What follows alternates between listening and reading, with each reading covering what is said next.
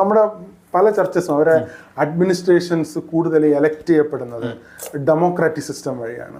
പക്ഷെ അത് എത്രത്തോളം യൂസ്ഫുൾ ആണെന്ന് ഞാൻ വളരെ സ്കെപ്റ്റിക്കാണ്. കാരണം എന്തെന്ന് വെച്ചാൽ ഡെമോക്രസി പലപ്പോഴും ജനങ്ങൾ പ്രോപ്പറായിട്ട് ഇൻഫോംഡ് അല്ലെങ്കിൽ എഡ്യൂക്കേറ്റഡ് അല്ലെങ്കിൽ അത് ഫങ്ഷനിങ് അല്ലാതെയായിട്ടാണ് കാണുന്നത്. ഇപ്പം നമ്മുടെ നാട്ടിൽ നോക്കിക്കഴിഞ്ഞാൽ ഈ CSIയുടെ കോൺസ്റ്റിറ്റ്യൂഷൻ നോക്കിയാൽ കോൺസ്റ്റിറ്റ്യൂഷനകത്ത് തന്നെ ഡെമോക്രാറ്റിക്കലി അഡ്മിനിസ്ട്രേറ്റേഴ്സിനെ എലക്ട് ചെയ്യണമെന്നാണ് പറയുന്നത്. പക്ഷെ എനിക്ക് അതിനോട് തീരെ യോജിപ്പില്ല. കാരണം എന്തെന്ന് വെച്ചാൽ ഇതിനേക്കാളും ബെറ്റർ ആയിട്ടുള്ള ഒരു ഓപ്ഷൻ അല്ലേ നറുക്കിട്ടെടുക്കുക എന്നുള്ളത്. ഇപ്പം ഈ പറയുന്ന കറപ്ഷനുള്ള സാധ്യതകൾ വീണ്ടും കുറയുകയല്ലേ ചെയ്യുന്നത്.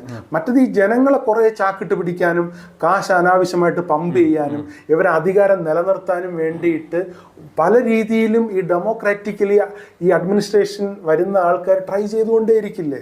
അപ്പം ഒരു കുറെ കൂടെ കൾച്ചേർഡ് ആയിട്ടുള്ള സിവിലൈസ്ഡ് ആയിട്ടുള്ള